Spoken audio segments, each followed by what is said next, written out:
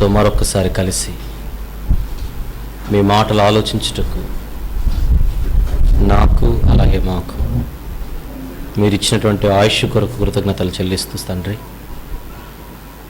మీరు ఇచ్చినటువంటి సమయాన్ని మా ఆత్మల రక్షణకై మేము వాడుకొనున్నట్లుగా సహాయం చేయమని యేసుస్వామి వారి శ్రేష్టమైన నామములో ఈ ప్రార్థన అడుగుచున్నాను తండ్రి, ఆమెన్.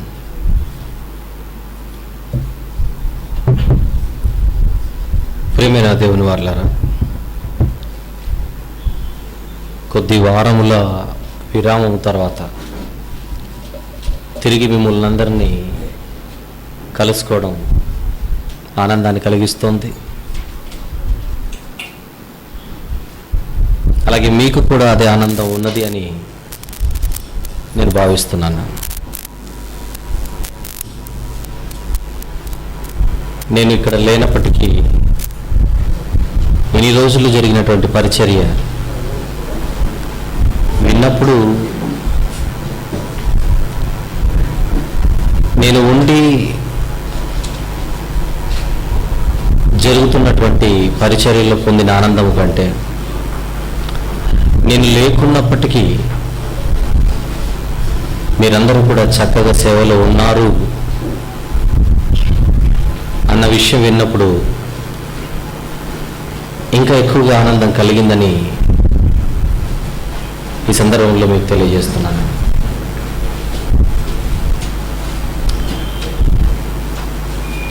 దేవుని సేవ అన్నది ఎప్పుడు కూడా ఒక వ్యక్తి మీద ఆధారపడి జరగకూడదు. అది ఆరోగ్యకరమైనది కాదు. ప్రారంభము నుంచి దేవుడు ఒక వ్యక్తిని ఎన్నుకొని అదే వ్యక్తి ద్వారా తన పని చేయించుకోవాలి అని ఎప్పుడు చేయలేదు. ఆయా తరాలలో ఒక్కొక్క ప్రవక్తను, ఒక్కొక్క సేవకుడిని ఆయన వాడుకొని తన ఆయుష్ పూర్తవగానే మరొకరిని ఆయన నిలబెట్టుకున్నట్టుగా చరిత్ర చెబుతోంది. పాత నిబంధనలో నుంచి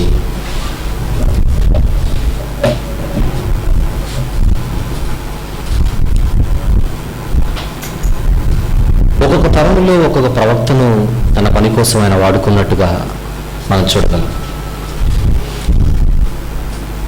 తర్వాత యేసుప్రభు రావడం,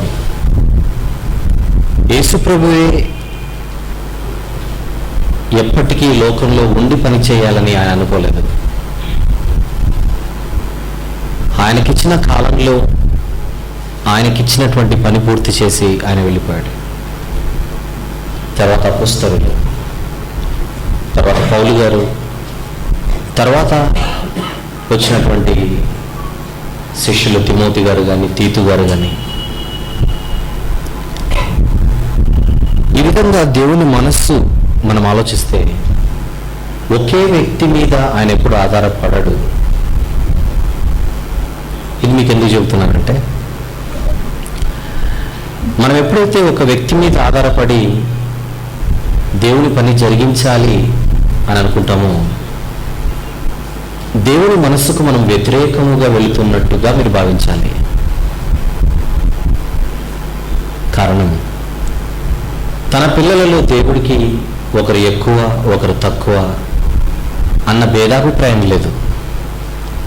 అందరూ తన పిల్లలే, అందరూ తనకు సమానులే, అందరూ తన పని చేయాలన్నది ఆయన కోరిక. అందరిలో ఆయన పని చేయాలి అన్న ఒక ఫైర్ ఉండాలి అన్నది ఆయన కోరిక. ఒక వ్యక్తి ఉంటే ఆ వ్యక్తిని బట్టి మనకు ఛార్జింగ్ ఉండడం, ఆ వ్యక్తి లేకపోతే ఛార్జింగ్ తగ్గడం అన్నది మనము రైట్ ట్రాక్లో ఉన్నట్టు కాదు. నేను ఇక్కడ నుంచి కొద్ది దేవుని పనుల కోసం కొద్ది విరామం తీసుకునవలసిన పరిస్థితి మొన్న ఏర్పడినప్పుడు ఎక్కడో చిన్న మూలన ఒక చిన్న చిన్న భయం అనిపించింది. అరే, వెళ్ళిపోయిన తర్వాత జరిగినటువంటి పనంతా పడిపోతుందేమో అని ఏదో ఒక చిన్న ఎక్కడో అంటారు కదా, మినుకు అన్నటువంటి ఒక చిన్న భయం. తర్వాత ప్రతి ఆదివారం మీరు వస్తున్నటువంటి తీరు, అదంతా నేను వార్తలు వింటున్నప్పుడు నా వాళ్ళందరూ కూడా రైట్ ట్రాక్లో ఉన్నారు అని నాకు అనిపించింది మనసుకి. నేనుంటే మీరు రావడం, నేను లేకపోతే మానేయడం, అది నేను నచ్చేది కాదు, కానీ దేవుడికి నచ్చనిది. వ్యక్తిని చూసి మనం ఎప్పుడు వాక్యం వినకూడదు. వ్యక్తిని బట్టి మనం వాక్యం వినడం కాదు. ఎవరు చెబుతున్నా వారి నోట నుంచి వస్తున్న దేవుని మాట మనల్ని రక్షిస్తుందే కానీ వ్యక్తి రక్షించలేడు. అందుకే యేసు ప్రభు వారు ఈ లోకం నుంచి వెళ్ళిపోతున్నప్పుడు, నేను భౌతికంగా మీ మధ్య ఉండడం ముఖ్యం కాదు, కానీ నా తండ్రి ఏదైతే నాకు ఇచ్చాడో ఆ మాటలు లేదా వాక్యం, అది మీ దగ్గర ఉండాలి, అది మీరు దానిని హత్తుకోవాలి, అది మిమ్మల్ని నడిపించాలి అన్న కోరిక ఆయన మాటల్లో మనకు కనబడుతుంది. వీలైతే ఒకసారి చూద్దాం. యోహాను సువార్త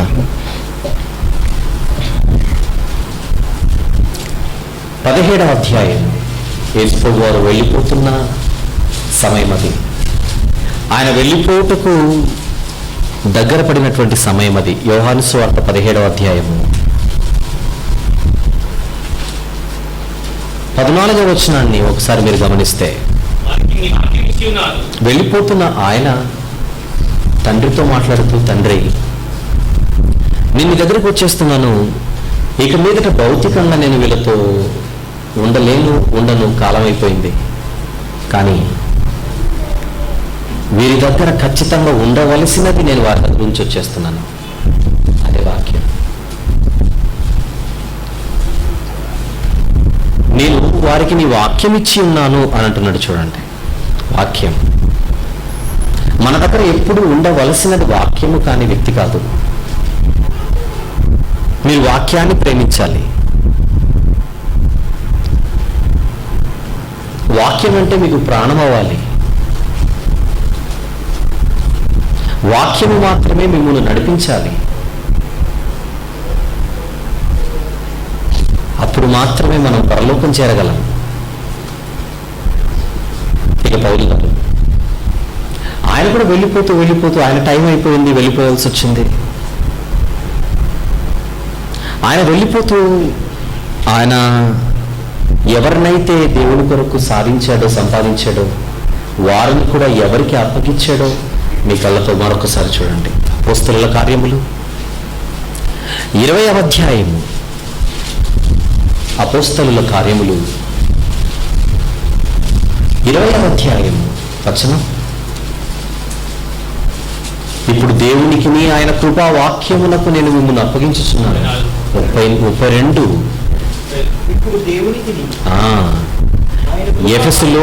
ఎఫెసులో ఆయన సంపాదించినటువంటి సంఘమును ఎవరికి అప్పగిస్తున్నాడో మీరు జాగ్రత్తగా పరిశీలించండి. అక్కడ ఇప్పుడు దేవునికి ఆయన కృపావాక్యమునకు నేను మిమ్మల్ని అప్పగించుచున్నాను.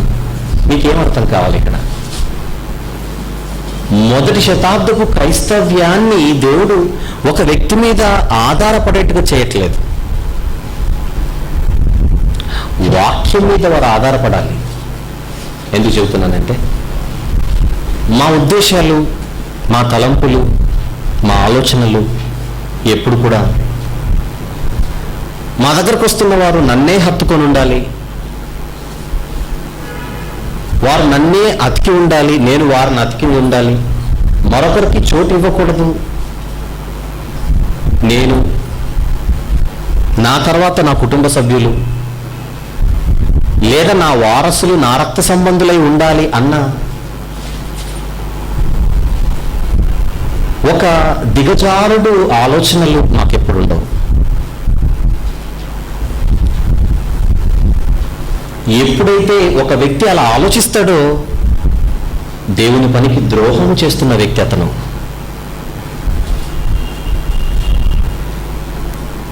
నేను మిమ్మల్ని ఆకర్షించవలసింది నా కోసం కాదు, నా దగ్గరికి కాదు. నేను మిమ్మల్ని ఆకర్షించవలసింది, నేను నిజమైన దైవజనుడనైతే, నేను నిజమైన సేవకుడనైతే, నేను దేవుని కోసం నమ్మకమైన పనివాడనైతే మిమ్మల్ని అందరినీ వాక్యానికి ఆకర్షితులుగా చేయాలి. అది నా నిజమైన పని అవుతుంది. ఎప్పుడైతే నేనంటూ ఒక గ్రూపును సంపాదించుకొని నా వెనుకలే వీరు తిరగాలి అనే అభిప్రాయం ఒకవేళ కాసంత వచ్చినా సాతాను నాలో తోలినట్టు, నాకు దయ్యం పట్టినట్టు. ప్రియులారా, భవిష్యత్తులో ఇక్కడ చాలా మంది సేవకులుగా మారబోతున్నారు కనుక మీరు ఇటువంటి ఆలోచనల్లోనికి మీరు వచ్చేయాలి. ఎప్పుడు కూడా మీ మీద ఆధారపడినటువంటి వారిని వాక్యం మీద ఆధారపడేట్టుగా మీరు తయారు చేయాలా తప్పితే మీ మీద ఆధారపడేట్టుగా ఇప్పుడు చేయకూడదు. అదొక రాంగ్ వే ఆఫ్ వర్క్. అది గనక కూర్చుంటున్న మీరు, కూర్చుని మాటలు ఆలకిస్తున్న మీరు, దయచేసి వ్యక్తిని ఎప్పుడు ప్రేమించకండి. వ్యక్తిని ఎప్పుడు మీరు అభిమానం ఉంటే పర్లేదు, కానీ ఆ వ్యక్తే సర్వస్వం అని మాత్రం మీరు అనుకోకండి. నన్ను కూడా నేనుంటేనే పని జరుగుతుంది, ఒకవేళ అటువంటి ఆలోచనలు ఎవరికైనా ఉంటే తీసేయండి. నేను లేకున్నా పని జరగాలి, అప్పుడు వాక్యం మీలో పని చేస్తున్నట్టు. అది మీరు నిరూపించారు కూడా. గత 2 నెలల్లో మీరు నిరూపించారు. Very good. ప్రియులారా, మనిషి ఆయుష్ ఎప్పుడు పూర్తవుతుందో మనకు తెలియదు గనుక ఈ బొందులో జీవం ఉన్నప్పుడే దేవుని కొరకు వారసులను తయారు చేయాలి. ఇక్కడ కూర్చుని మాటలు వింటున్న ప్రతి ఒక్కరూ ఈ పనికి వారసులే. గనుక జరుగుతున్నటువంటి జంట నగరాలలో జరుగుతున్నటువంటి కార్యక్రమాలను ఎవరికి వాళ్ళు బాధ్యతగా మీరు ఫీల్ అవ్వాలి తప్పితే మమ్మల్ని నడిపించేవారు ఎవరు లేరు కదా అనే ఫీలింగ్లో ఉండకూడదు. అందరూ ముందుండి నడవాలి, అందరూ ముందుండి సాగాలి. లేదంటే దుష్టుడికి మనం చోటించిన వారం అవుతాం. ముందుకెళ్దాం. ఈరోజు ఒక ఆలోచనాత్మకమైనది అంత మాత్రమే కాక, భూమి మీద పుట్టిన ప్రతి మనిషి తెలుసుకొనవలసినటువంటి ఒక విశేషమైన సంగతిని ఈరోజు మీ ముందుంచాలని కరపత్రికల ద్వారా మీకు ఆహ్వానం పలకడం జరిగింది. ఆత్మాహుతుల, ఆత్మరక్షకుల. ఈరోజు మీరు వినబోయే మాటలు ప్రపంచంలో ఏ పుస్తకాల్లో ఇంతవరకు మీరు చూడనిది, ఏ రచయిత రాయనిది, ఏ విశ్వవిద్యాలయంలో ఒక సిలబస్గా చోటు చేసుకొననిది.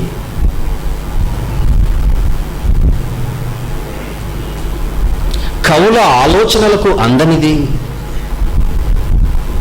పండితుల లేదా రచయితల కళానికి తాకనిది ఈరోజు మీరు వినబోయే పాఠం. ఆత్మ. జాగ్రత్తగా వింటాం మీకు అందరు కలిసి. ఆత్మ గురించినటువంటి అవగాహన, సరైన అవగాహన ఈరోజు ఒక నిజమైన క్రైస్తవుడికి తప్ప ఎవరికి ఉండదనే చెప్పాలి.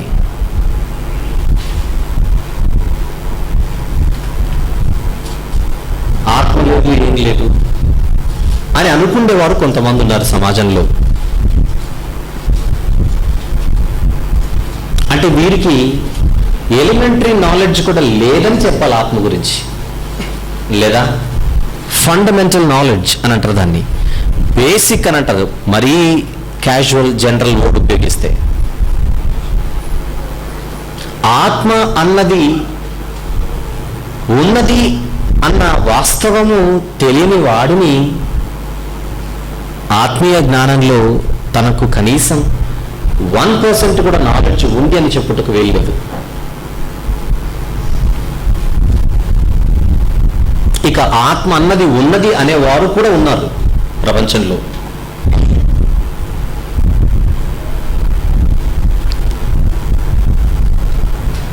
కానీ ఆ ఆత్మ గురించి ఆలోచించేవారు మాత్రం లేరు. ఉంది అని నమ్ముతున్న వారు ఉన్నారేమో కానీ ఆ ఉన్న ఆత్మ గురించి ఆలోచించేవారు మాత్రం లేరు. అందుకే ఎవరికి ఇష్టం వచ్చినట్టుగా ఈ ఆత్మ గురించి కథలు రాశారు, ఎవరికి ఇష్టం వచ్చినట్టుగా ఈ ఆత్మల గురించి సినిమాలు తీశారు. మీకు బాగా తెలిసిన చిన్ని చిన్ని కథలు, ఒక చందమామ కథ, పట్టు వదలని విక్రమార్కుడి కథ మీకు బాగా తెలుసు. ఒక చెట్టు మీద నుంచి శవాన్ని ఎత్తుకొని ఇతను వస్తాడు. ఆ శవం మాట్లాడుతుంది ఇతనితో. మాట్లాడుతుండగా ఏదో ఒక కథ ఈ విక్రమార్కుడికి చెప్పడం, చివరికి ఫైనల్గా కొసమెరుపులాగా ఒక ప్రశ్న వేయడం, ఈ ప్రశ్నకు నువ్వు జవాబు చెప్పకపోతే నీ తల ముక్కలైపోతుందని బెదిరించడం. ఈ లోపల విక్రమార్కుడు ఆ పజిల్ లేదా ఆ పొడుపు కథను విప్పడం. ఇక పూర్తయ్యే లోపునే ఈ శవము కాస్త ఆ భూతము ఆ శవాన్ని ఎత్తుకొని పోయి తిరిగి చెట్టుకు తగిలించడం. మళ్ళా విక్రమార్కుడు వెనక్కి వెళ్ళడం, దాన్ని తీసుకొని రావడం, రెండవ కథ మొదలవడం. నాకు తెలిసి పెద్దల్లో మీరు చాలా మంది చిన్ననాటి నుండి ఈ కథ వింటూనే ఉన్నారు. ఈ కథ ఇప్పటికీ పూర్తి అవడం లేదు. ఇది అంతు లేని కథ. ఆత్మనగానే ఈ రచయితకు లేదా ఈ కథ రాసినటువంటి కథలు రాస్తున్నటువంటి ఇలాంటి రచయితలకు ఏమనుకున్నారంటే, ఏవో చెట్ల మీద వేలాడేవి ఆత్మలనగానే చెట్ల మీద ఉండేవి అన్న ఆలోచన వీళ్ళకి వచ్చింది. దాన్ని ఎంతో మందికి ఎక్కించేశారు.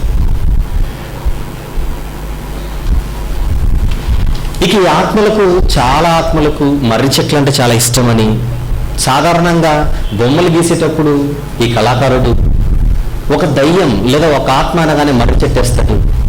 దట్టు పచ్చని చెట్టు కాదు, ఎండిన చెట్టు, లేదంటే చింత చెట్టు.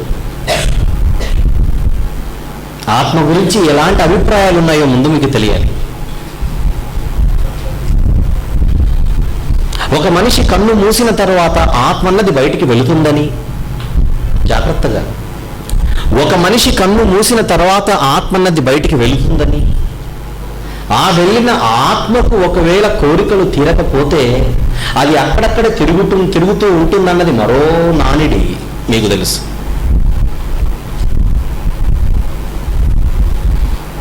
అందుకే ఒక మర్రి చెట్టు వచ్చింది కథలోనికి, ఒక చింత చెట్టు వచ్చింది. లేదంటే సమాధులు వస్తాయి. అందుకే మీరు చాలా మంది కూడా సమాధులు అంటే చాలా భయం. అమావాస్య రోజున అర్ధరాత్రి సమాధుల గుండా నడిచి రావాలనంటే మీ గుండె ఒకసారి దిగజారి మళ్ళీ పైకి వస్తుంది, అదృష్టం ఉంటే. అనగా ఆత్మలు అన్నవి సమాధులలో తిరుగుతాయనేది కూడా ప్రజలలో ఉన్న నమ్మకం ఒకటి.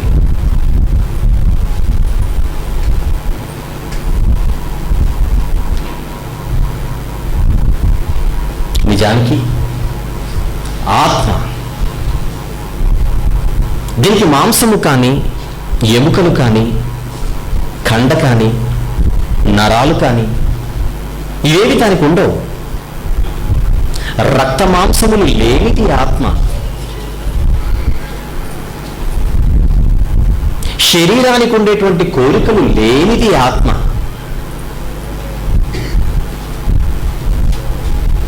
ఈ శరీరానికి, ఈ మట్టి దేహానికి ఆకలి ఉంటుంది, ఈ మట్టి దేహానికి దాహం ఉంటుంది,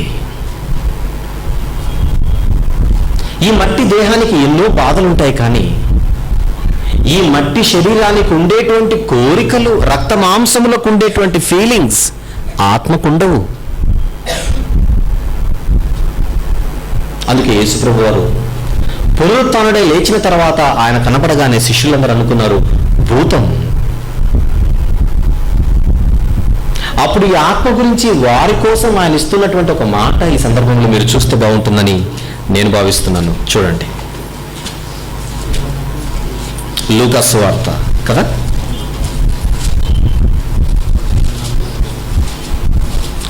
లూకా సువార్త 24వ అధ్యాయము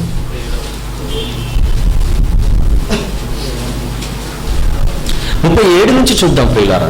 లూకా సువార్త 24వ అధ్యాయము 37 నుంచి, వారు దిగులు పడి భయాక్రాంతులై భూతము, ఫుట్నోట్లు ఏముందో చూడండి, భూతము అన్నదానికి ఫుట్నోట్లు ఏముందో చూడండి, ఆత్మ అనుకుంది. భూతము లేదా ఆత్మ తమకు కనపడనని తలంచిరి.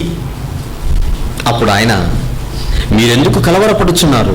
మీ హృదయములలో సందేహములు పుట్టనేలా నేనే ఆయన నన్నుటకు నా చేతులను, నెక్స్ట్, నా పాదములను చూడుడి, నన్ను పట్టి చూడుడి, నాకున్నట్టుగా మీరు చూచుచున్న ఎముకలను మాంసమును భూతమునకు ఉండవు, ఆత్మకు ఉండవు అని చెప్పాడు.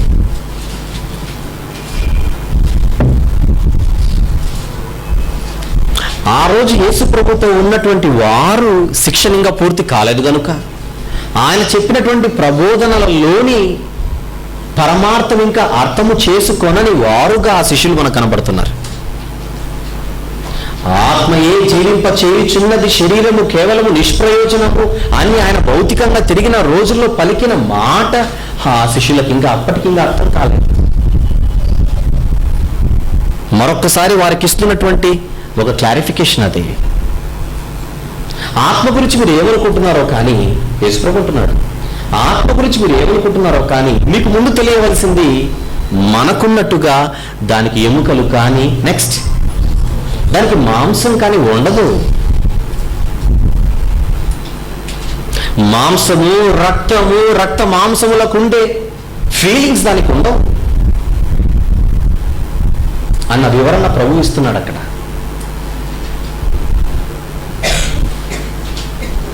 ఆత్మ అన్నది లేదు అనుకునే వారు ఉన్న సమాజంలో ఆత్మ ఉన్నది అనుకుంటున్న వారు కూడా ఆత్మ గురించినటువంటి ఒక సరైన అవగాహన లేని వారుగా సమాజంలో బ్రతుకుతున్నారు ఈరోజు. ఈ క్రమంలో ఎంతో మంది గొప్పవారుగా పిలువబడుతున్న వారు ఆత్మకథలు అని వారి గురించి రాసుకోవడం మీకు బాగా తెలుసు.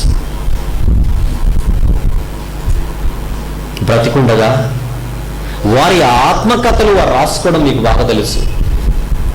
ఈ ఆత్మకథగా పిలువబడినటువంటి ఆ పుస్తకములో వీళ్ళు రాసేది ఏంటంటే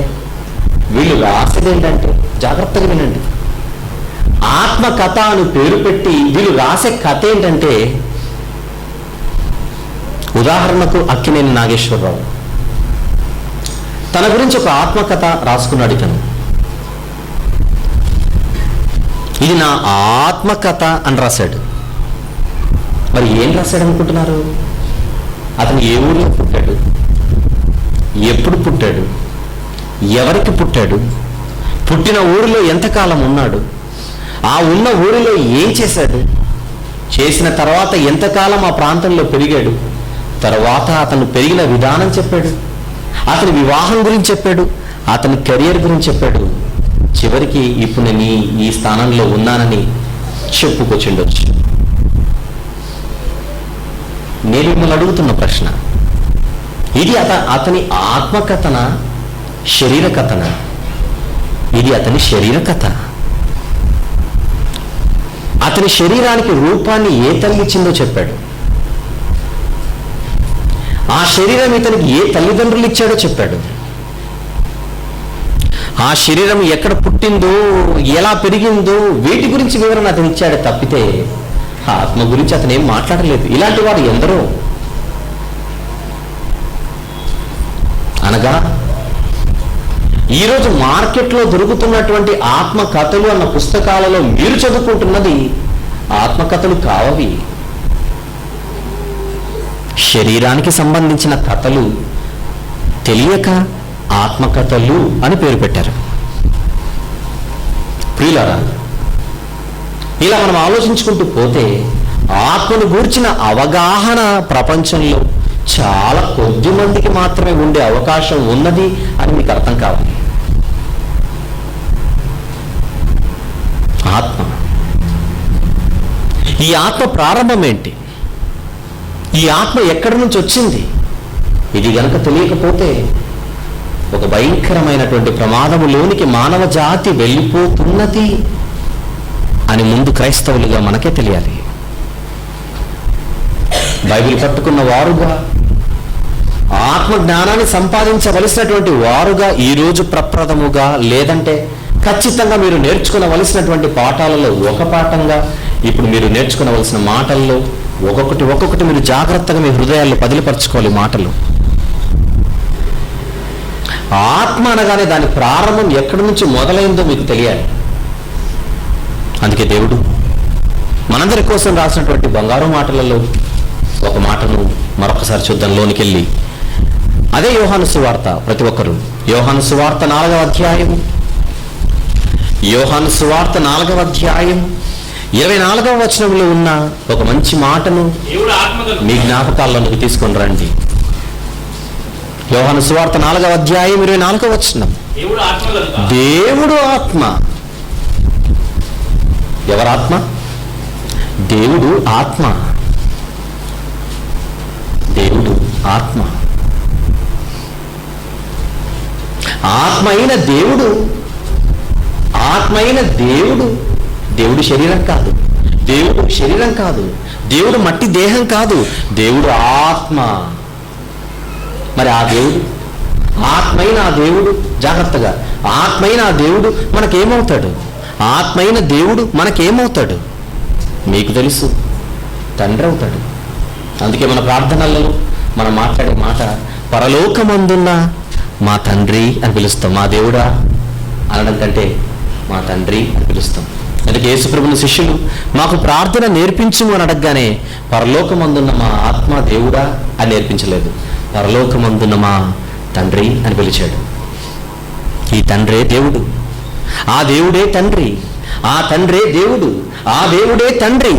ఆ దేవుడైన తండ్రి ఎలా పిలువబడుతున్నాడు తెలుసా? తండ్రి అయిన దేవుడిగా పిలువబడుతున్నాడు.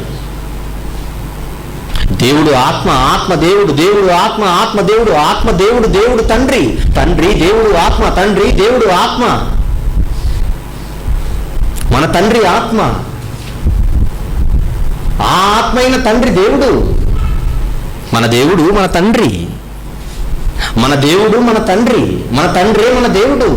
ఆ తండ్రి అయిన దేవుడు ఆత్మ అయి ఉన్నాడు. ఆ తండ్రి అయిన దేవుడు ఆత్మ అయి ఉన్నాడు. ఏ రోజైతే మనం ఆయన్ను తండ్రి అని పిలవడం మొదలుపెట్టామో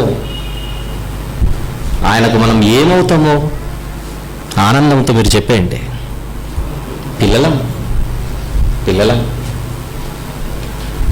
ఆ మాట అనుకున్నప్పుడంతా మీ నరాలు ఒక్కసారి నిలబడిపోవాలి, మీ వెంట్రుకలు నిలబడాలి, మీ గుండె పొంగిపోవాలి. ఎంత మంచి మాట. 82 కీర్తనల గ్రంథములో 82వ కీర్తన, కీర్తనల గ్రంథములోని 82వ కీర్తనలో ఈరోజు రాత్రి మీరు భోంచేయకపోయినా మనసంతా నిండి పండుకొని నిద్రపోయే మాట అక్కడ కనపడుతుంది. 82 కీర్తన 6వ వచనం. 6వ వచనం. మీరు అందరూ చూడండి, అందరూ చూడండి, మంచి మాట. మీరు దైవములనియు, మీరందరూ సర్వోన్నతుని కుమారులని దేవుడే చెబుతున్నాడు. ఎవరంట? మనందరం ఎవరని? మనమందరం ఎవరని? సర్వోన్నతుని కుమారులని. ఎవరా సర్వోన్నతుడు? ఎవరా సర్వోన్నతుడు? ఆత్మ. ఎవరి ఆత్మ? మన దేవుడు. ఎవరి దేవుడు? ఫైనల్గా మన డాడీ. మీ డాడీ ఎవరు? మీ డాడీ ఎవరు? దేవుడు. ఆ దేవుడు ఎవరు? ఆత్మ. ఆత్మైన దేవుడు ఏమంటున్నాడు లేఖనములో? మీరందరూ నా పిల్లలు. ఒక సింహం కుక్కను చూసి నీవు నా కుమారుడు అనంటే విచిత్రంగా అనిపిస్తుంది. కారణం సింహం జాతి వేరు, కుక్క జాతి వేరు. ఒక పుల్లి బల్లిని చూసి నీవు నా చెల్లి అని అనుకోండి, జాతి మ్యాచ్ అవ్వట్లేదు. ఒక పులిని చూసి నీవు నా చెల్లి అంటే బాగుంది. ఒక సింహం సింహాన్ని చూసి నీవు నా కొడుకు, నీవు నా కూతురు అంటే బాగానే ఉంది. కానీ ఒక జాతి మరొక జాతిని చూసి, జాగ్రత్తగా, ఒక జాతి మరొక జాతిని చూసి మన ఇద్దరం బంధువులంటే ఈ సింహానికి పిచ్చి పట్టింది, అక్కడున్న ఒక కుక్కకు పిచ్చి పట్టింది. ఈ రెండు ఎర్రగడ్డ కేసులు అని చెప్పుకోవచ్చు.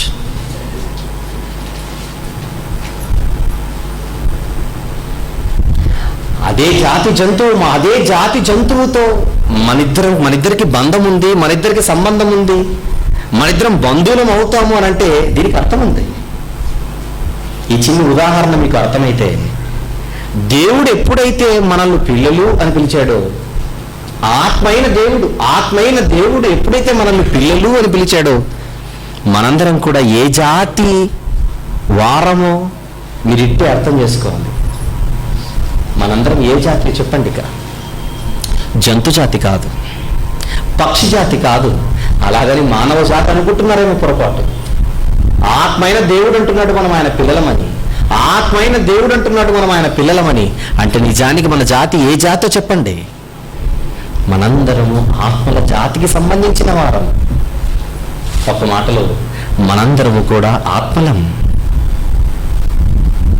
నీ పేరు పేతురా, మార్కా, లూకానా, మరియనా, మార్తా, ఎస్తేరా, మీ పేర్లు ఏవైతే ఉన్నావో ఆ పేర్లన్నీ కంటికి కనబడుతున్న అద్దం ముందు నిలుచుకున్నప్పుడు మీ కంటికి కనబడుతున్న ఈ ఆకారాన్ని అనుకుంటే పొరపాటు. కళ్ళ ముందు అద్దంలో కనబడుతున్న ఈ ఆకారానిది ఆ పేరు అనుకుంటే పొరపాటు. నేను ఈరోజు మీకు కనబడుతున్నాను, నిజానికి కనబడుతున్నది నేను కాదు, మీకు నేను ఉంటున్న దేహం, నేను ఉంటున్న శరీరం ఇది. ఏదో ఒక రోజు దీని కాలము చెల్లి ఇది కన్ను మూయాలి. కన్ను మూయగానే పండబెట్టేస్తారు దీన్ని. నిలబెట్టినా నిలబడదు, పడిపోతుంది. ఒక పెట్టెలో దాన్ని పెట్టినప్పుడు మీరందరూ చుట్టూ నిలుచుకొని, అయ్యో ఇంతకాలం వంశీ ఇక్కడ ఉన్నాడు, ఇప్పుడు లేడు అని మీ నోటితో మీరు అంటారు. ఇప్పుడు లేడా? మరి కళ్ళ ముందు కనబడుతున్న ఆకారం ఎవరు? కళ్ళ ముందు కనబడుతున్న ఆకారం వంశీ కాదా? కాదు గనుకనే మీరు తెలియకుండా అంటున్నారు వంశీ లేడు, వెళ్ళిపోయాడు. వెళ్ళిపోయిన వాడు వంశీ అయితే ఉన్నదెవరు? వంశీ కాదని. ఏ ఆకారాన్ని చూసి మీరు పేరు పెట్టి వంశీ అని పిలిచారో ఆ వంశీ ఉండడు ఎప్పుడైతే ఈ శరీరం పడిపోతుందో. అనగా నేనెవరు? ఆత్మనైన నేను, నాకొక పేరుంది. మీకున్న పేర్లన్నీ మీ శరీరాలు కాదండి, మీ ఆత్మలకున్న. మీరందరూ ఆత్మలు. కారణం మీరందరూ కూడా ఆత్మకు పుట్టినవారు కనుక. దేవుడైన యెహోవా నాసికా రంధ్రములో జీవవాయువును ఊదగా నరుని నాసికా రంధ్రములో, ఆదికాండం 2:7, నరుని నాసికా రంధ్రములో జీవవాయువును ఊదగా ఆ నరుడు ఏమయ్యాను? జీవాత్మయను. ఆయన ఊదితే శరీరానికి ప్రాణం వచ్చింది. మనందరం ఆత్మలమండి, ఆత్మలమైన మనము ఈ దేహములలో ఉంటూ కొద్ది కాలము కొరకు ఈ లోకానికి వచ్చిన వారు. వన్స్ అగైన్ ఆత్మలమైన మనము ఈ దేహాలలో ఉంటూ కొద్ది కాలము మాత్రమే ఈ లోకములో నివసించేవారం. మీరు అవునన్నా కాదన్నా, ఒప్పుకున్నా ఒప్పుకోకపోయినా, ఇష్టపడినా ఇష్టపడకపోయినా కొద్ది కాలము మాత్రమే ఈ లోకంలో ఉండి వెళ్ళిపోవలసిన వారు మీరందరూ నాతో కూడా. మీరు పుట్టిన భూమిని, మీరు పుట్టిన నేలను మీరు ప్రేమిస్తున్నారా? తెలంగాణ కావచ్చు, రాయలసీమ కావచ్చు, ఆంధ్ర కావచ్చు, ఆఫ్ఘనిస్తాన్ కావచ్చు, అమెరికా కావచ్చు, ఏదైనా కావచ్చు. ఏ ప్రాంతం అయితే నీది నీది నీది నీదని నువ్వు అనుకుని, నేల నాది, నింగి నాది, నీరు నాది, గాలి నాది, మొత్తం నాదని నువ్వు పాటలు పాడుకుంటున్నావో, ఏదో ఒక రోజు నువ్వు నీది అనుకుంటున్న వాటన్నిటిని వదిలి వెళ్ళిపోవాలి. కారణం నువ్వు ఈ లోకంలో ఉండవలసిన వాడవు కావు గనుక. ఆత్మల లోకం కాదిది. ఆత్మల లోకం, మహాలోకం ఒకటి ఉంది. అక్కడికి వెళ్ళిపోవలసిన వారమై ఉన్నాం ఈ లోకంలో మనం. 90వ కీర్తనలో దేవుడు మనమందరము ఆలోచించాలనే ఒక ఆహ్వానాన్ని పలుకుతున్నాడు. చూడండి 3వ వచనములో, 90వ కీర్తన 3వ వచనం, 90వ కీర్తన 3వ వచనములో దేవుడు పలుకుతున్న ఆహ్వానాన్ని ఆత్మలైన మీకు అర్థం కావాలి. ఈరోజు నీవు మనుష్యులను మంటికి మార్చుచున్నావు. ఎందుకు మార్చాలి? దేవునితో అంటున్నాడు భక్తుడు, నీవు మనుషులను మంటికి మార్చుచున్నావు అని చెప్పి. ఆయన ఏమంటున్నాడు చూడండి, నరులారా తిరిగి రండి, నరులారా తిరిగి రండి, మంటికి మార్చి నరులను వచ్చేయమంటున్నాడు. మంటికి మార్చి వచ్చేయమంటున్నాడు. మంటికి మారుస్తున్నది ఎవరిని?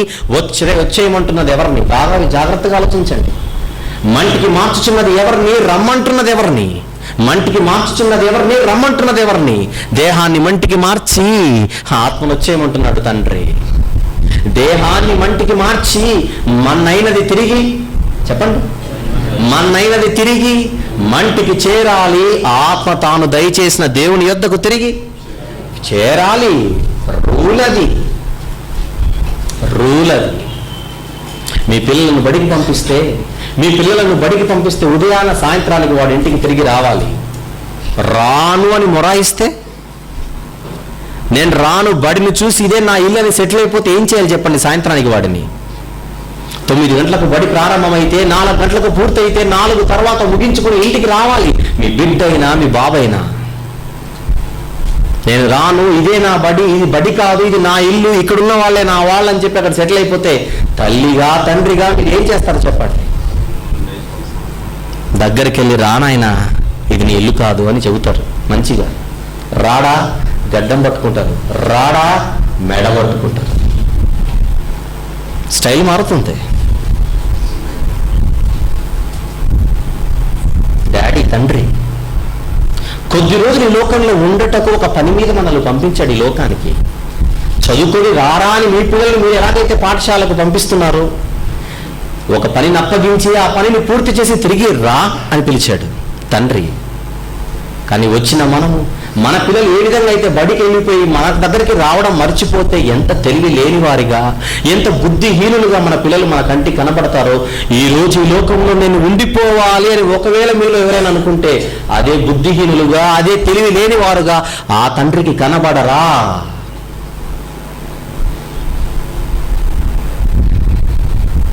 ఆత్మ అయిన తండ్రి దగ్గరికి ఆత్మలమైన మనము తిరిగి వెళ్ళిపోవాలి. అది సిస్టమ్. ఆత్మైన తండ్రి దగ్గరికి ఆత్మలమైన పిల్లలమైన మనము తిరిగి వెళ్ళిపోవాలి. అది న్యాయం. మనకు అర్థం కాదేమో అని ఎన్ని ఉపమానాల ద్వారా దేవుడు చెబుతున్నాడు తెలుసండి. ప్రసంగి గ్రంథం వీలైతే చూడండి. ప్రసంగి గ్రంథం 1వ అధ్యాయము.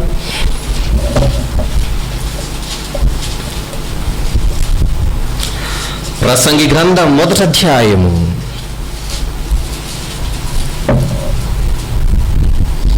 5 నుంచి కొన్ని వచనములు చూద్దాం ప్రియులారా. ప్రసంగి గ్రంథం 1వ అధ్యాయం 5వ వచనము నుంచి, సూర్యుడు ఉదయించును, సూర్యుడు అస్తమించును, తాను ఉదయించు స్థలము మరలా చేరుటకు మనిషి, నరుడా, ఆత్మ. ఇదొక పాఠం నీకు ఈరోజు. The sun rises in the east and the sun sets in the west. This is a universal truth అని ఇంగ్లీష్లో నేర్చుకుంటారు మీరు, అంతే. అక్కడితో ఆగింది లోక జ్ఞానం, దాన్ని దాటుతోంది బైబిల్ జ్ఞానం. ఇప్పుడు అక్కడితో ఆగింది లోక జ్ఞానం, దాన్ని దాటి వెళ్ళిపోతుంది ఇప్పుడు దేవుని జ్ఞానం. చూడండి, సూర్యుడు ఉదయించును, the sun rises.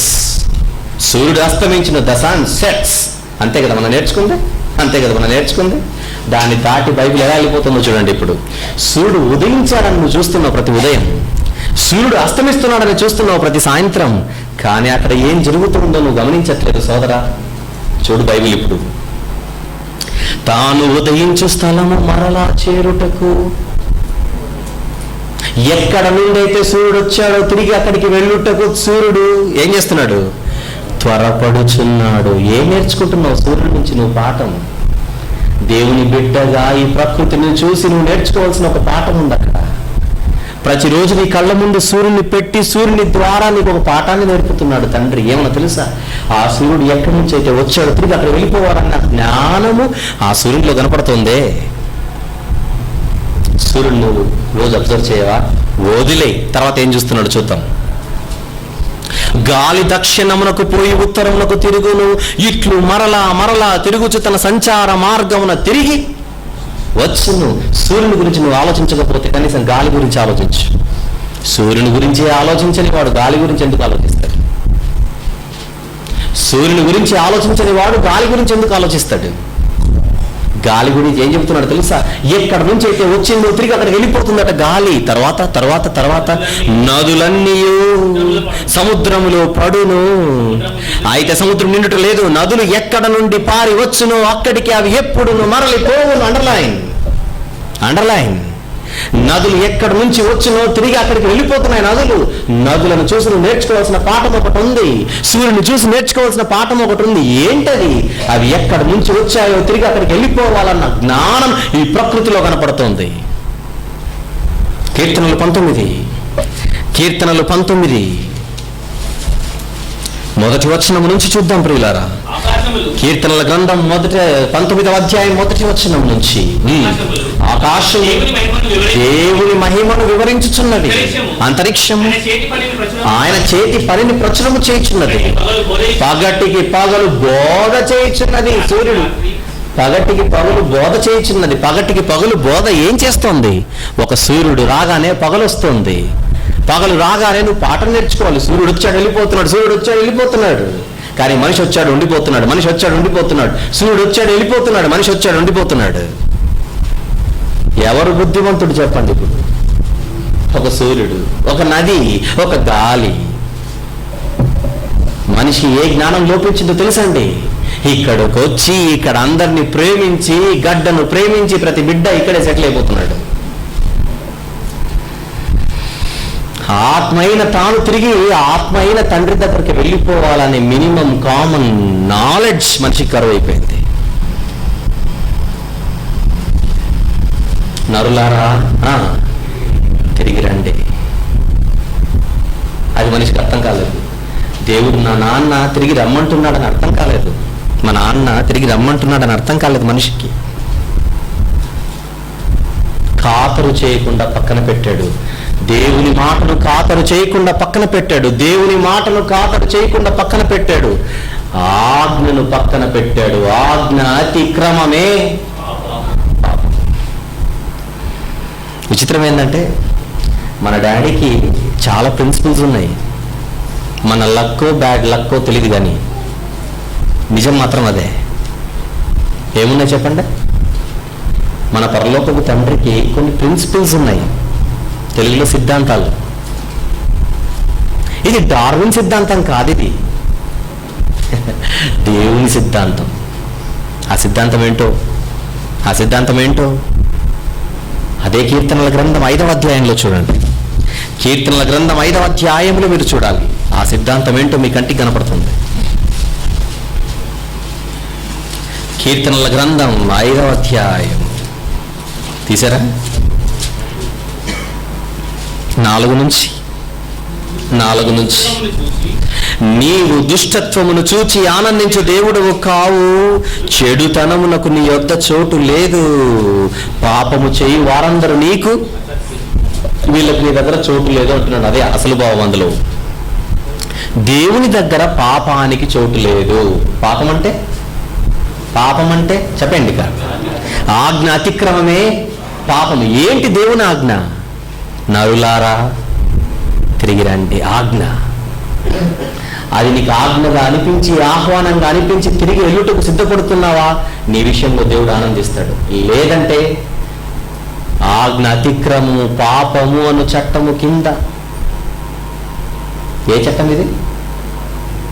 It is not Indian penal code. ఇది ఐపీసీ కాదు, ఇది జీపీసీ. జీపీసీ అంటే God's penal code. God's penal. ఏంటి గాడ్ కూడా పీనల్ కోడ్ ఉందేంటి? మనకున్నప్పుడు ఆయనకు ఉండకూడదు ఏంటి? ముందు ఆయన కోడే. మనిషికి సృష్టికర్త కోడ్ అర్థం కావట్లేదు. తన కోడ్ మాత్రమే ఎప్పుడు పెట్టుకుంటాడు ముందు. ఈ గాడ్స్ పీనల్ కోడ్లో ఉన్న చట్టం ఏంటంటే, దేవుని యొద్ద పాపమునకు కానీ పాపులకు కానీ చెప్పండి చోటు ఉండదు. ఎవరు పాపులు? ఆజ్ఞను అతిక్రమించిన వారందరూ కూడా పాపులే. ఏంటి ఆజ్ఞ? తిరిగి మిమ్మల్ని రమ్మంటున్నాడే, అది ఆయన ఆజ్ఞ. అది ఖాతరు చేయకుండా ఇక్కడే ఉండిపోదామని అనుకుంటున్నావా? మనందరము కూడా దేవుని దృష్టిలో పాపులుగా మారిపోతాం. పాపులైతే ఏంటి నష్టం అనుకుంటున్నారా? దేవుని యొద్ద మనకు చోటు ఉండదు.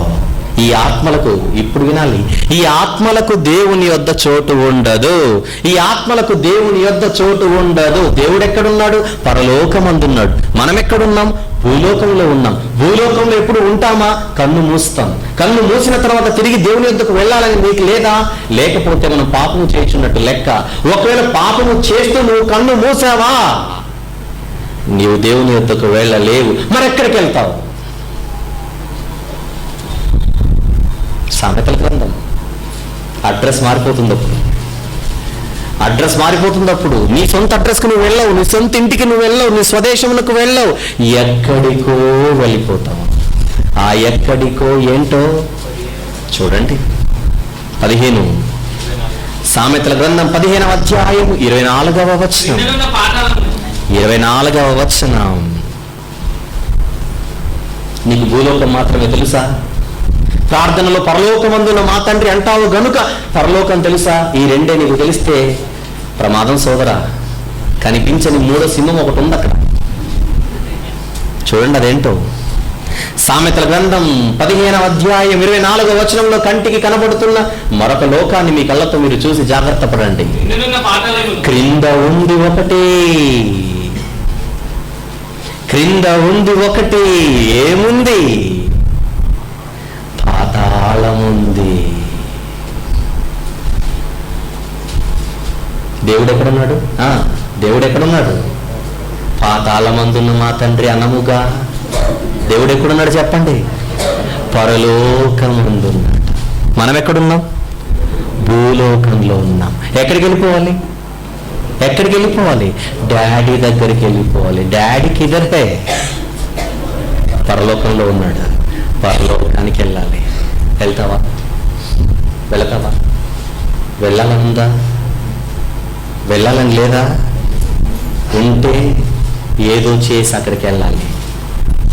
పట్టించుకోకుండా ఇష్టం వచ్చినట్టుగా బ్రతికి చచ్చితే అక్కడికి వెళ్తాం. సామెతలు 15:24 కంటికి కనపడుతున్నది అదే. క్రిందనున్న పాతాళము, క్రిందనున్న పాతాళం. అక్కడ ఏముంటుంది తెలుసండి? కట్టిక చీకటి, ఆరని అగ్ని. ఈ లోకంలో తప్పు చేసిన వారికి హైదరాబాదులో అయితే 2 పెద్ద పెద్ద జైళ్ళు ఉన్నాయి. ఒకటి చంచల్గూడ, మరొకటి చర్లపల్లి.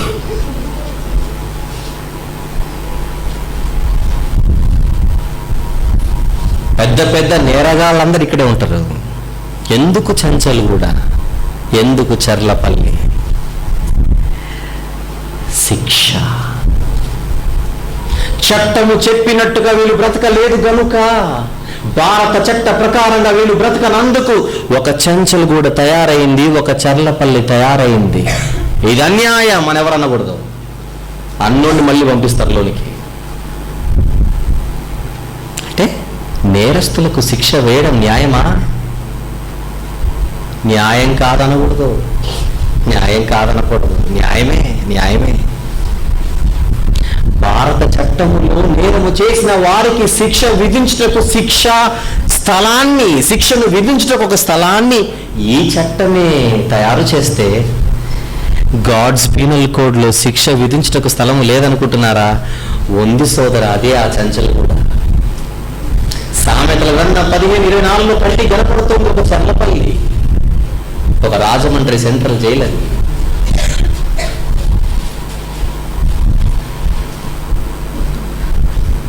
అక్క అంతవరకు ఎందుకు బ్రదర్, మనకు కూడా చంచలగూడలు దోడేస్తే బాగుండేది కదా అనుకుంటారేమో.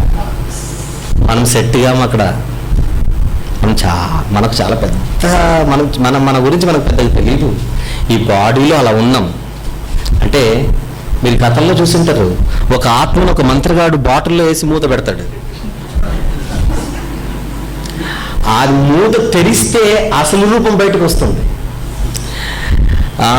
ఎంతమంది తెలుస్తుందో ఏదో, Aladdin and the wonderful lamp తెలుసా మీకు? అలావుద్దీన్ అద్భుత దీపం. ఎందుకంటే ఇది చెబితే త్వరగా మనకు అర్థమైపోతుంది, ఎందుకంటే చిన్నప్పటి నుంచి అవే నేర్చుకున్నాం కనుక. అలావుద్దీన్ ఏం దీపం? Very good. ఈ దీపంలో, అద్భుత దీపంలో ఎవరుంటారో చెప్పండి? జిని. దాన్ని, ఆ దీపాన్ని నువ్వు అలా రుద్దితే 4 సార్లు ఎవరు వస్తారు బయటికి? పెద్ద జిని. అది చూడగానే ఇంత పెద్ద జిని ఇంత చిన్న దీపంలో ఉందా? ఉంది. అది నువ్వు నమ్మావు కథల్లో, కానీ అది ఒక అబద్ధం. దీపంలో ఆత్మ లేదు. కానీ ఇప్పుడు నేను నిజం చెబుతాను, నమ్ము. మరి కథను నమ్మావుగా, అబద్ధాన్ని నమ్మావుగా, ఇప్పుడు నా నిజాన్ని నమ్ము. ఒక చిన్న దీపములో ఒక జినిని చూపించాడు కథలో, కానీ యూనివర్సల్ స్క్రీన్ మీద, ఈ ప్రపంచం అనే నాటక రంగం మీద, ఈ దేహం అనే దీపములో, అనుకుందాం కొద్దిసేపు, ఈ దేహం అనే చిన్న బాటిల్లో జిని లాంటి ఆత్మ లోపల ఉంది. అది నువ్వే, అది నేనే. కన్ను మూస్తేది బయటికి వస్తుంది, బయటికి వస్తే దాని ఆకారం పెద్దదవుతుంది. పెద్దదైతే చంచలు కూడా సరిపోదు. మరి అది బయటికి వచ్చిందనంటే నువ్వు, నేను, మనందరం ఒక్కసారిగా ఈ దేహంలో నుంచి బయటకు వస్తే ఈ చర్లపల్లి సరిపోదు, ముషీరాబాద్ జైలు సరిపోదు, రాజమండ్రి అంతకంటే సరిపోదు. ఇంకొక మాటలో చెప్పాలంటే ఈ లోకమే సరిపోదు. కారణం, మనం ఎవరి కడుపున పుట్టామో తెలుసా? ఆకాశ మహాకాశములు పట్టజాలనంత గొప్పవాడైన ఆత్మ కడుపున పుట్టిన వారం మనం. మన సైజు చాలా పెద్దది, దీపంలో ఉన్నాం చిన్నిగా. మరి మన కొరకు ఎంత పెద్ద శిక్షా స్థలాన్ని ఏర్పాటు చేయాలి. అందుకే చేశాడు. మీ కళ్ళ ముందు కనపడుతున్నది అదే సామెతలు 15:24 క్రింద ఉంది పాతాళం. తప్పు చేసిన వాడిని విడిచిపెట్టగా అక్కడ తోస్తాడు దేవుడు. ఆత్మలమైన మనము దేవుడున్న పరలోకానికి వెళ్ళామా, ఈ ఆత్మ రక్షింపబడినట్టు. మళ్ళీ ఆత్మలమైన మనము తిరిగి ఆత్మైన మన కన్న తండ్రి దగ్గరికి వెళ్ళిపోయామా, ఈ ఆత్మ రక్షింపబడినట్టు. లేదా నీవు కోరుకోనని ఒక భయంకరమైన లోకానికి వెళ్ళిపోతావు. అక్కడ ఏమవుతుందో తెలుసు? ఈ ఆత్మ ఆరని అగ్నిలో ఆహుతైపోతుంది. ఈ ఆత్మ తిరిగి దేవుని దగ్గరకు వెళ్ళిందా, అది రక్షింపబడినట్టు. లేదా నువ్వు ఎక్కడ నిన్ను చూసుకోవాలనుకున్నావో నువ్వు అక్కడ లేవా? కన్ను మూసిన వెంటనే ధనవంతుడున్న భయంకరమైన వేదనకరమైన స్థలానికి దిగజారిపోయావా? తిరిగి రాని లోకం అది. నువ్వు లేదా నీ ఆత్మ ఆహుతైపోతూ ఉంటుంది అక్కడ. నీ ఆత్మను రక్షించుకోవాలనుందా? నీ ఆత్మను పక్క వాళ్ళ ఆత్మను పక్కన పెట్టండి. ముందు నీ ఆత్మను రక్షించుకోవాలనుందా? అయితే ఈరోజు నువ్వు ఒక్కటిగా మారాలి. అసెంబ్లీ ఎలక్షన్లు త్వరలో వస్తున్నాయి.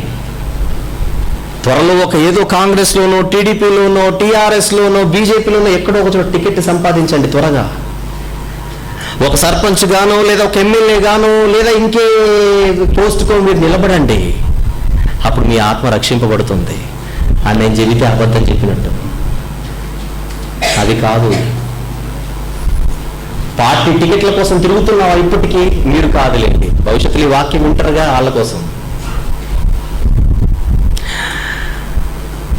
క్రైస్తవుడిగా ఈ లోకంలో యాజకీయము చేయవలసిన నీవు రాజకీయంలోనికి అడుగు పెడుతున్నావా ఒక కేయపాల్లాగా? నీ ఆత్మ ఆహుతైపోతుంది. ఈ లోకంలో ఏదో ఒక పోస్టు కొరకో, ఏదో ఒక డెసిగ్నేషన్ కొరకో, ఏదో ఒకటి సాధించాలని ఈ లోకంలో పేరు కోసమో, ప్రఖ్యాతి కోసమో, ఈ లోకంలో పలుకుబడి కోసమో నీ ఆశ, నీ దాహము, నీ తృష్ణ, నీ తపన ఉందా? ఇలాగనే ఉందా? ఈ లోకానికి సంబంధించిన వాటిపై నీ మనసుందా? కన్ను మూస్తే నీ ఆత్మ ఆహుతైపోతుంది. జాగ్రత్త.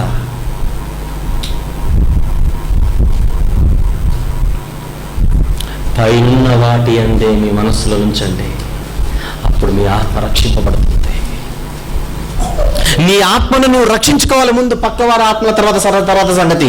ముందు నీ ఆత్మను నువ్వు రక్షించుకోవాలి. నీ ఆత్మను నువ్వు రక్షించుకోవాలి అని అంటే, ఈ లోకంలో ఒక రాజకీయ నాయకుడు అయితే నీ ఆత్మను రక్షించుకోలేవు. నీవు ఈ లోకంలో ఒక యాక్టరో, ఒక డాక్టరో, లేక సైంటిస్టో, ఒక ఇంజనీరో ఇవేవి చేసినా you can not save your soul. నీ ఆత్మను నువ్వు రక్షించుకోవాలనంటే నువ్వు ముందుగా నువ్వు మారాల్సింది ఏమన్నా తెలుసా? ఏమి గానో తెలుసా ప్రియుడా?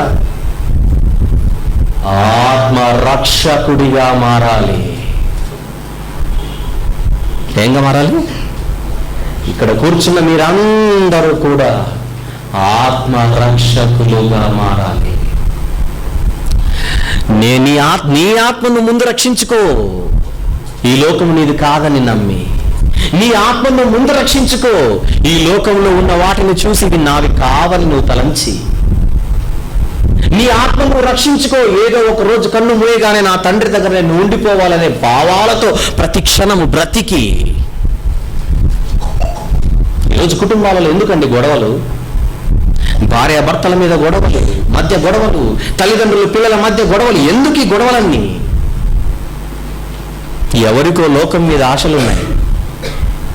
ఎవరికో లోకం మీద ఆశలున్నాయి. అది భార్యకుండొచ్చు, భర్తకుండొచ్చు, కొడుకుండొచ్చు, కూతురుకుండొచ్చు, అత్తకుండొచ్చు, మామకుండొచ్చు. ఎవరికో మాత్రం లోకం మీద మనసు ఉంది కనుకనే ఎప్పుడు లోకం మీద మనసు పెట్టి ఇంటి ఇల్లాదులందరినీ డిస్టర్బ్ చేస్తూ వారు దేవుని వైపు మనసు పెట్టి వారు పరలోకానికి వెళ్ళిపోవాలని ఆశతో వారు బతుకుతుంటే కుటుంబంలో మీ వైఖరి వలన, కుటుంబంలో మీ మాట తీరు వలన, కుటుంబంలో మీ ఆలోచన వలన నీ ఆత్మను నువ్వు ఆహుతి చేసుకుంటూ నీ కుటుంబ సభ్యుల ఆత్మలన్నిటిని మీరు ఆహుతి చేస్తున్నారు. ఆత్మాహుతులై. అర్థమవుతుందో లేదో? న్యూస్ పేపర్లో ఆత్మాహుతి దాడి జరిగిందనగానే మీకు ఏ కసపు గుర్తొస్తాడో, లేకుంటే ఏ ఉగ్రవాది గుర్తొస్తాడో? జనరల్గా వీళ్ళందరూ మీరు ఆత్మాహుతులు అనుకుంటున్నారా? తెలియక తెలియక తెలియక సాటి మానవుని చంపుతూ వీళ్ళందరూ ఆత్మాహుతులుగా ప్రజల మధ్య కనబడుతున్నారు. కానీ తెలిసి తెలిసి బైబిల్ పట్టుకొని ఈ రోజు నీ ఆత్మను రక్షించుకోలేక నీ ఆత్మను చేతులారా నువ్వు ఆహుతి చేసుకోబోతున్నావే, నువ్వు కాదా ఆత్మాహుతివి?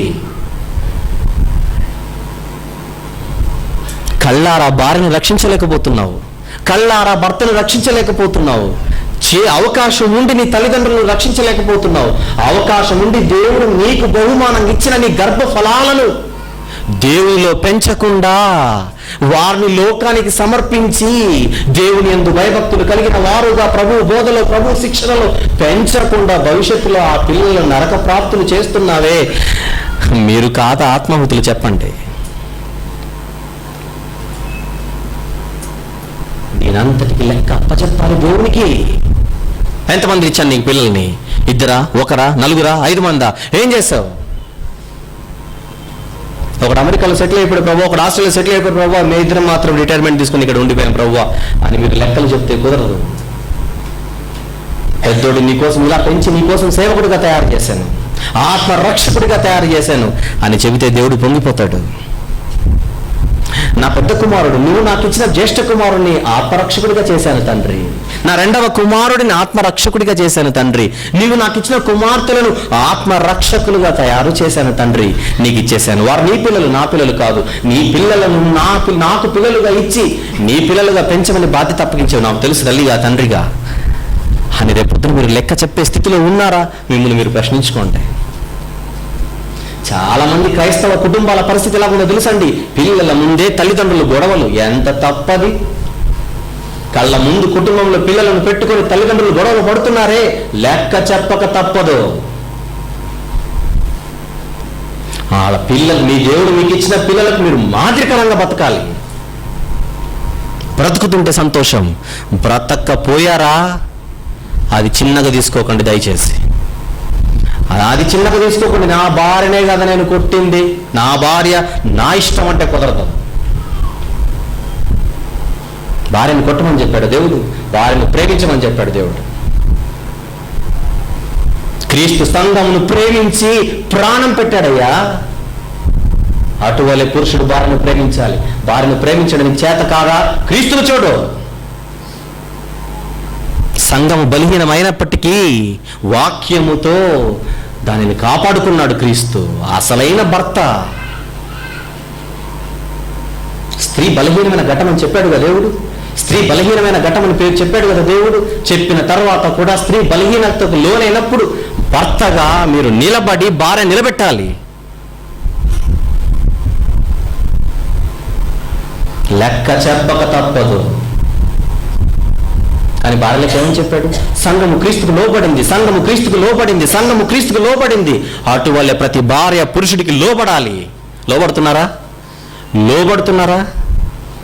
క్రైస్తవ కుటుంబాలను ఒక్కసారి చూడండి. ఇంట్లో కేకలు వినబడ్డాయి అని అంటే స్త్రీ గొంతే ఎక్కువ ఉంటుంది. ఏమంటే అపార్థం చేసుకోకండి. స్త్రీ వాయిస్ ఎంత తక్కువ ఉంటే అంత అందం. స్త్రీ స్వరం ఎంత తక్కువ ఉంటే అంత అందం. స్త్రీకి వినయమే అందం. ఉంటుందా వినయం, విధేయత? గుడిలో మాత్రం ఎంత ప్రశాంతత. ఇక్కడున్న వారిని అనట్లేదండి, ఇక్కడున్న వారిని అనట్లేదండి. జనరల్ సెన్స్లో మాట్లాడుతున్నాను. గుడిలో ప్రార్థన అంటే ప్రార్థన, ఆమెనంటే ఆమెన, పాట అంటే పాట, నిలబడమంటే నిలబడడం, కూర్చోమంటే కూర్చోవడం. గుడిలో ప్రశాంతం, ఇంట్లో సూర్యకాంతం. ఇది పరిస్థితి, ఇది స్త్రీ పరిస్థితి. లెక్క చెప్పక తప్పదు. సంఘం యేసుప్రభు దగ్గర బిల్డప్ ఇనేది ఎప్పుడు? సంఘం యేసుప్రభు దగ్గర బిల్డప్ ఇనేది ఎప్పుడు? యేసుప్రభుని డామినేట్ చేయాలని చెప్పలేదు ఎప్పుడు. సంఘానికి శిరస్సు క్రీస్తు, భార్యకు శిరస్సు భర్త. ఫండమెంటల్ పాయింట్స్ అండి ఇవి. పెళ్లికి ముందు ఎవరైనా బోధలు చేస్తారా? పెళ్లికి ముందు ఎవరైనా బోధలు చేస్తారా? వయసు వచ్చింది, తాళిగట్టు, పెళ్లి చేసుకు వెళ్ళిపో.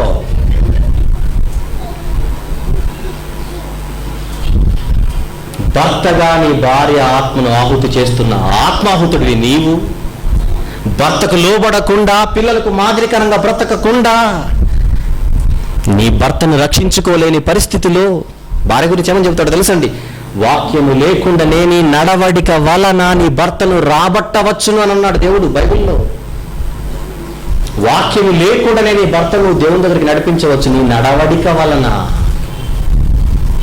1 పేతురు 3వ అధ్యాయంలో ఉంటుంది అది. తీసుంటే చదవండి, లేదంటే మూసేద్దాం. వచనము 1 పేతురు 3వ అధ్యాయం 1వ వచనం. అటువలే స్త్రీలారా మీరు మీ స్వపురుషులకు లోబడి, ఆ పురుషులలో మీ భర్తలలో ఎవరైనా వాక్యములకు అవిధేయులైతే వారు భయముతో కూడిన మీ పవిత్రమైన ప్రవర్తనను చూచి, వాక్యము లేకుండానే తమ భార్యల నడవడి వలన రాబట్టబడవచ్చును. ఎంత చక్కని గైడెన్స్ అండి, ఎంత చక్కని గైడెన్స్. అదే బైబిల్ పట్టుకున్న నీవు భర్తకు శిరస్సు అయిపోదాం అనుకుంటున్నావా? అది తప్పు. భర్తకు లోబడి ఉండాలి.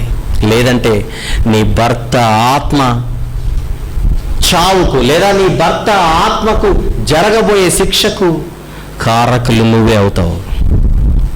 ఆత్మాహుతిగా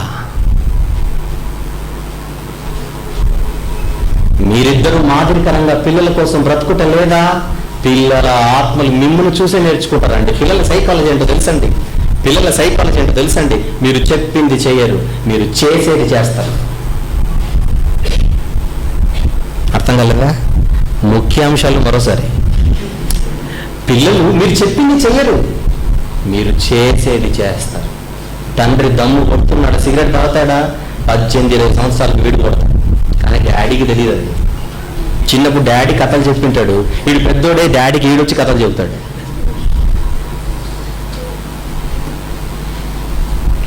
తల్లిదండ్రులుగా మీరేం చేస్తే పిల్లలు అదే చేస్తారు.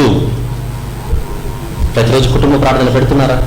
ప్రతిరోజు ఫ్యామిలీ అందరు కలిసి కొద్దిసేపు ప్రార్థన చేసుకుంటున్నారా? కొద్దిసేపు పాటలు పాడుకొని వాక్యం 4 మాటలు తండ్రిగా మీరు చెబుతున్నారా? తల్లిగా మీరు చెబుతున్నారా పిల్లలకి? చెబుతుంటే దేవుడు ఆనందిస్తాడు మీ కుటుంబం విషయంలో. లేదంటే మీరు అందరూ ఆత్మాహుతులుగా పాతాళానికి జారిపోతున్నారు. జాగ్రత్త. కుటుంబ వ్యవస్థ నేను మాట్లాడినది. ఇక సమాజంలో అందరూ ఆత్మాహుతులే. ఎవరికి మాదిరికరంగా లేరు. నాయకులు మాదిరికరంగా లేరు. దేవుడు లేడనేవాడు శాస్త్రవేత్త మాదిరికరంగా లేడు. సమాజానికి దారి చూపిస్తున్నాను అనుకుంటున్న శాస్త్రవేత్త దేవుని నమ్మడు. అలాంటి వాడు ఆత్మాహుతి కాకపోతే ఆత్మరక్షకుడు ఎలా అవుతాడు? ఏ ఉగ్రవాదినో ఏ నక్సలైట్నో వీళ్ళు మాత్రమే మనుషులను చంపుతున్నారు కనుక వాళ్ళు మాత్రమే ఆత్మాహుతులు అనుకుంటున్నారేంటి? అది పైన ఏబిసిడి నాలెడ్జ్. అది తుపాకీ పట్టుకొని కత్తి పట్టుకొని పొడిచేవాడినో కాల్చేవాడినో మీరు నరహంతకులు అనుకుంటే పొరపాటు. నరహంతకులు అనుకుంటే పొరపాటు. వీళ్ళు పైన కనబడే నరహంతకులు, లోన మనందరము ఆత్మహంతకులం. అప్పటి నిజం. ఈ ఆత్మయులు ఈ దేహంలో ఉన్నప్పుడు దేవుడు అన్నట్టుగా బ్రతికి చచ్చగావకపోతే, ఒకప్పుడు ఆత్మలైన దేవదూతలను విడిచిపెట్టలేదు దేవుడు. ఆత్మలైన దేవదూతలను విడిచిపెట్టలేదు దేవుడు. దేవదూతలు పాపం చేసినప్పుడు ఆయన విడిచిపెట్టక, చివరిగా చూసి ముగించుకుందాం. పేతురు గారి 2వ పత్రిక 2వ అధ్యాయం. పేతురు గారి 2వ పత్రిక 2వ అధ్యాయం 4వ వచనం. దేవదూతలైన ఆత్మలు, దేవదూతలైన ఆత్మలు, ఆత్మలైన దేవదూతలు పాపం చేసినప్పుడు దేవుడు వారిని విడిచిపెట్టలేదు. నెక్స్ట్, ఎక్కడ ఎక్కడ ఎక్కడ చూడండి, పాతాళ లోకమందలి కటిక చీకటి గల బిలములలోనికి త్రోసి తీర్పు కొరకు కావలిలో ఉంచాడంటే అర్థం ఏంటో తెలుసా? ఆత్మ తప్పు చేస్తే దేవుడు వదలడు. ఆరని అగ్నిలో దాన్ని త్రోయుటకు ఆయన సిద్ధంగా ఉన్నాడు. నీ ఆత్మను రక్షించుకో ప్రియుడా, సోదరి. ఆత్మ గురించి ఆలోచించి ఎప్పుడు మీ గుండె నా గుండె ఆగిపోతుందో తెలియదే. వయసుకు ఆయుషకు సంబంధం లేదే. ఏ వయసులో ఉన్న వాడికి కూడా చావు బంధువే కదా. ఈ గుండె ఆగే లోపు, ప్రభు వచ్చే లోపు మనం సిద్ధపడి ఉండకపోతే మనందరి ఆత్మలు ఆహుతవడానికి సిద్ధంగా ఉన్నాయి. కానీ ఈ మాటలు విన్న తర్వాత మీరు కళ్ళు తెరుచుకోగలిగితే, ఇప్పటికి మీరు సిద్ధంగా లేరు అని మీరు అనుకుంటే కళ్ళు తెరుచుకోక తప్పదు. తెరుచుకొని మీ ఆత్మను రక్షించుటకు రక్షకులుగా మారాలి. అందుకోసం మీకు బాగా తెలిసిన మాట, మీ ఆత్మలను రక్షించుటకు శక్తి గలది మనిషి కాదు, వాక్యం. ఈ వాక్యాన్ని హత్తుకొని, వాక్యాన్ని పఠించి, వాక్యంలో ఉన్న సారాన్ని మీరు అర్థం చేసుకుని దాని ప్రకారంగా ముందు మీరు బ్రతికితే వ్యక్తిగతంగా మీ ఆత్మను మీరు రక్షించుకోగలరు, ఆత్మ రక్షకులుగా. అలా మీరు బ్రతుకుతున్నప్పుడు పక్కవాడు అలా బ్రతకకపోతే మీరు తట్టుకోలేరు. మీ ఆత్మ పరితాపము పట్టలేక అతన్ని కూడా రక్షించాలనే మనసు మీకు వస్తుంది. ముందు మిమ్మల్ని రక్షించుకోవాలని మీరు ప్రయత్నించండి, తర్వాత పక్కవాడిని రక్షించాలనే మనసు వద్దన్నా మీకు వస్తుంది. తెలియకుండానే మీరు ఆత్మరక్షకులుగా చరిత్రలో మిగిలిపోతారు. లేదంటే దేవుని పుస్తకంలో మనందరము కూడా ఆత్మాహుతులుగా మిగలక తప్పదు. మిమ్మల్ని రక్షించుకోండి. చెరసాల నాయకుడి వలె మీరు మీ కుటుంబాన్ని రక్షించుకోండి. మీ కుటుంబం రక్షింపబడితే 10 మంది కుటుంబాలను రక్షించవచ్చు. ఎక్కడికో ఏదో చెప్పి ఎవరినో రక్షిద్దాం కాదు, ముందు మన ఆత్మలను మనం రక్షించుకుందాం, మన కుటుంబాన్ని మనం రక్షించుకుందాం, తర్వాత మనం ఉన్న ప్రాంతాన్ని మనం రక్షిద్దాం. యవనస్తులు, మీరు ఏం కావాలనుకుంటున్నారు మీ జీవితంలో? మీ గోల్ ఏంటి? హైటెక్ సిటీలో ఒక మంచి ఎంఎన్సీలో మీరు జాబ్ కొట్టి అక్కడ సెటిల్ అయిపోదాం అనుకుంటున్నారా? జాబ్ వచ్చేలోపు నువ్వు కన్ను మూస్తే నీ సంగతి ఏంటి? చదువులు పూర్తయిపోయిన తర్వాత నేను దేవుళ్ళలోకి వద్దాం అనుకుంటున్నావా? చదువులు పూర్తయిపోయి లోపే నీ కాలం పూర్తయితే నీ సంగతి ఏంటి? ముందుగా ఏదో అయిపోదాం అని అనుకోకు. ముందుగా రక్షకుడిగా మారు, ఆత్మరక్షకుడిగా మారు. ఆత్మరక్షకుడిగా మారితే దేవుడు నీకేం కావాలో ఇస్తాడు. ఇది పక్కన పెట్టి ముందు ఏదో సాధిద్దాం అనుకుంటున్నావా? నువ్వు తప్పుడు మార్గంలో వెళుతున్నట్టు. మాటలు విన్న మీరు సారాన్ని అర్థం చేసుకోగలిగితే ఒక మంచి నిర్ణయానికి ఈరోజు రండి. కళ్ళు మూసుకోండి.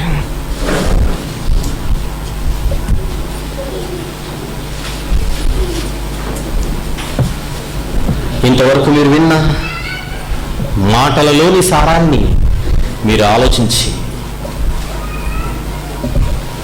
దేవుడు ఎంత చక్కని అవకాశాన్ని మీకు ఇస్తున్నాడు ప్రతిరోజు.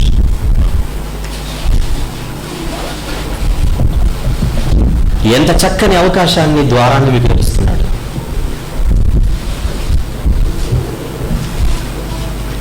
విన్న ప్రతి మాట ఈరోజు మీరు కొద్దిసేపు ఆలోచించాలి.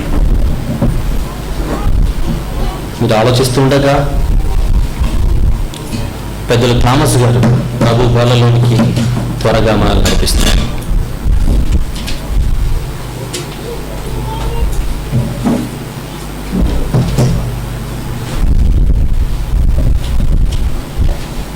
ప్రభు బలలో పాలు పంచుకుందామండి. 1 కొరింథీ 11:13